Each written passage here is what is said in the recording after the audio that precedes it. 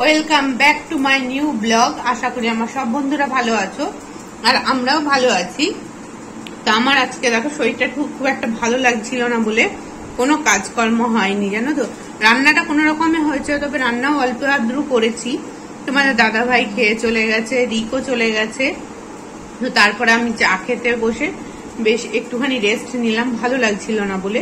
তো এখন বাজে প্রায় 11টা। তো এখন থেকে আমি আমার ব্লগটা শুরু করছি ঠিকই, কিন্তু এখন চলবে যুদ্ধ। কেন বলো তো? এই দেখো দেখো রান্নাঘরের অবস্থাটা শুধু দেখো, সমস্ত এদিকে ছড়ানো, এপাশেও দেখো সমস্ত কিছু ছড়ানো।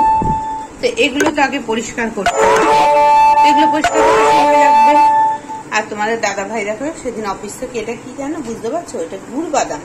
তো গুড় বাদাম এনেছে, এটাও তাকে রাখা হয়নি, এটা রাখবো তাকে। তো তার আগে দেখো আটার কৌটোতে আটাটা একদম বাড়ন্ত হয়ে গেছে।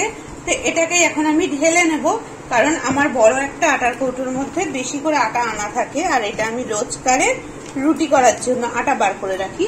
তো এই দেখো এই কৌটোটার থেকে আমি এখন আটা বার করব। তো আটাটা বার করে নি, কারণ সকালবেলা করেছিলাম আটা দিয়ে রুটি তোমাদের দাদা ভাইয়ের আর ছেলের জন্য। তো একবারে বার না করে রাখলে আবার পরে বার করতে অসুবিধা হবে, পরে রুটি করার সময় রাত্রে। তো সেই কাজটা করে নিচ্ছি, করে স্টেপ বাই স্টেপ পরিষ্কার করে ফেলবো। আর তোমরা কিন্তু দেখতে থাকো ভিডিওটা, স্কিপ করবে না কেউ। স্কিপ করলে অনেক কিছু মিস করবে, আর স্কিপ করলে আমাদের চ্যানেলের ক্ষতি হয়, তোমরা সবাই জানো। তো চলো এখন থেকে কাজ শুরু করলাম, আর ব্লগও শুরু করলাম। মানে কাজ শুরু করলাম না, আগে তো বেশ কিছুটা কাজ করে নিয়েছি, এখন থেকে ব্লগ শুরু করলাম। আর রান্নাঘরের সমস্ত কিছু পরিষ্কার করে নিই, চলো দেখতে থাকো। এই দেখো এই নারকেলটার অর্ধেক মালা আমি কুড়িয়ে রেখে দিয়েছিলাম। তো কচুর শাক করেছি, আর এই অর্ধেকটা কোড়াবো কি দিয়ে বলো তো? এটা দিয়ে তোমরা কে কে নারকেল কোড়াও এইভাবে? আমি কিন্তু ফার্স্ট টাইম কোড়ালাম, ভাবতে পারিনি। তবে মেলা থেকে কিনেছিলাম এটা, কিন্তু আরেকটু যদি মুখটা বড় হতো, মুখটা দেখতে পাচ্ছ অনেকটা ছোট, আর একটু ভালো হতো। তবে একটা সুবিধা আছে এইভাবে নারকেল ছাড়ানো। আমরা সব সময় কুন্নি বটি দিয়ে নারকেল ছাড়াইতে অসুবিধা বোধ করি। কোনো তরকারি বসিয়েও আমরা দেখো এইভাবে হাত দিয়ে দিয়ে ছাড়িয়ে ছাড়িয়ে তরকারির মধ্যে দিতে পারবো কুড়িয়ে, এইবার আর সুন্দর কোরানো হয়ে যাচ্ছে। এটা কে কে এইভাবে নারকেল কুড়েছো কমেন্ট করে আমাকে জানাবে, এরকম হাত কুন্নির সাহায্যে। আমি ফার্স্ট টাইম কোরাচ্ছি, আমার বেশ ভালো লেগেছে কুন্নিটা। তো দেখো একদম নারকেল গুলো কোরানো দেখতে পাচ্ছ, বোঝাতে পারছি একদম। কিন্তু আমরা যখন বটির হাত মানে কুন্নি দিয়ে কুড়াই যেরকম হয় ঠিক সেরকমই হচ্ছে। কিন্তু তো এটা মুখটা যদি তোমরা এরপরে কেউ কেনো, মুখটা একটু দেখে কিংবা একটু বড় হলে বেশি ভালো হয়। এই দেখো এইভাবে আমরা তরকারি রান্না করতে করতে কুড়িয়ে ফেলতে পারছি। তো সেটাই একটু তোমাদের সাথে শেয়ার করলাম। তো দেখো ওই হাত কুন্নির সাহায্যে নারকেলটা কি সুন্দর ভাবে কুড়িয়ে ফেলেছি, দেখতে পাচ্ছ? এই দেখো। তো এরকম ভাবে হাত কুন্নি দিয়ে কে কে, আবারও বলছি, নারকেল কুড়িয়েছো আমাকে কিন্তু কমেন্ট করতে ভুলবে না। আমি ফার্স্ট টাইম করালাম, কিন্তু আমার খুব ভালো লেগেছে। তবে পরে কোনো মেলা ঘাটে যদি এটার মুখটা একটু বড় পাই, তবে সেটাই তখন কিনে নেব। আপাতত এটা দিয়েই কাজ চালিয়ে নেওয়া যাক। তো চলো বাকি কাজকর্মগুলো করতে থাকি। তো এখানে সমস্ত বাসন মাজা হয়ে গেছে, সকালের রান্নার বাসনপত্রগুলো এখনো কিছু আছে। তো এখানে দেখো আমি জল গরম বসিয়েছি, চায়ের বাটিতে চা করেছিলাম ওই বাটিটাতেই জল গরম বসিয়েছি। কেন বলো তো? করবো এই দেখো চিমনিটাকে করবো পরিষ্কার, হয়েছে প্রচন্ড ময়লা এই দেখো। তো সেটাকেই পরিষ্কার করব। এদিকেও এখনো রয়েছে আর একটা কড়াই মাজতে। আর এই দেখো চিমনি প্লেটগুলোর অবস্থাটা দেখো, শুধু বেশ কিছুদিন পরিষ্কার করা হয়নি। তো এটাই এখন আমি বেসিনে গরম জল দিয়ে ভিজিয়ে দেবো, তো তার জন্যই জলটা গরম বসিয়েছি। ঢেলে দিচ্ছি গরম জলটা, দিয়ে সার্ফ দিয়ে বেশ কিছুক্ষণ ভিজিয়ে রাখবো, তাতে তাড়াতাড়ি পরিষ্কার হয়ে যাবে। তো এখানে ভিজিয়ে দিলাম, আর এক বাটি জল গরম করতে দিয়েছি। এটা ভিজতে থাক, আর আমি তখন করে মানে খেয়ে নেবো। এখন আমি আর শাশুড়ি মা খেয়ে নেবো। তো এখানে মায়ের জন্য ভুজিয়া দিয়ে তেল দিয়ে মুড়ি নিয়ে নিয়েছি, আর আমি নিয়েছি একটু তেল আর মুড়ি। আর সাথে নেবো কি বলতো, এই দেখো কাঁচা ছোলাটা ভিজিয়ে রেখে দিয়েছিলাম, এটা দিয়ে আমি খাবো মুড়ি। চলো খেয়ে নেওয়া যাক।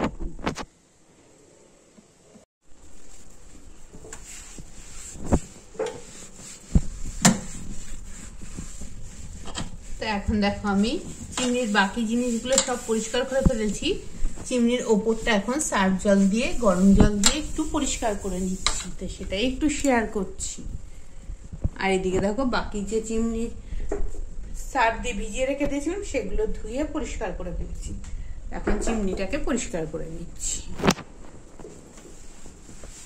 প্রচন্ড আঠা হয়ে গেছিল তেলে, রান্না করলে রান্নাঘরের জিনিস তো আঠা হবেই, তো সেটাই পরিষ্কার করছি, একটু শেয়ার করে নিলাম তোমাদের সাথে। এদিকে সমস্ত কিছু রেখে দিয়ে বসিয়ে দিয়েছি ভাত।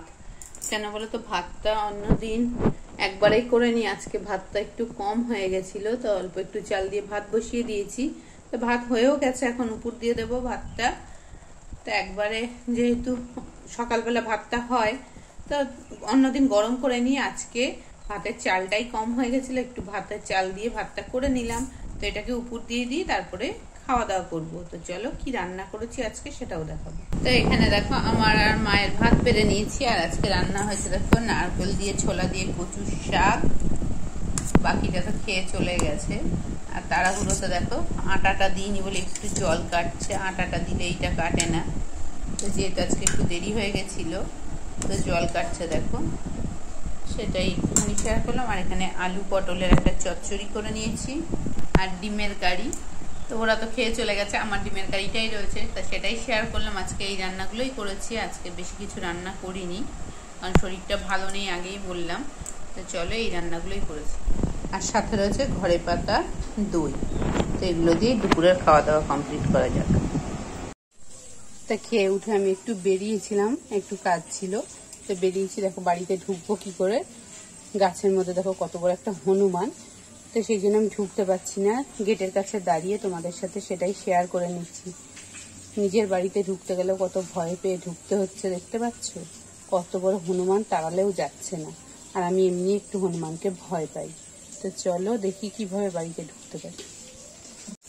তো বেরিয়েছিলাম, তো এলাম, দেখো আমাদের ট্যাঙ্কি ভর্তি হয়ে কিভাবে জল পড়ছে, কিন্তু ট্যাঙ্কি ভর্তি হয়ে না, এখানে আমাদের গঙ্গার জলে একটা লাইন আছে, সেই লাইনের পাইপটা ফুটো হয়ে গেছে বলে দেখো সেই সময় যখনই জল আসছে পুরো এইভাবে পড়ে যাচ্ছে জলগুলো।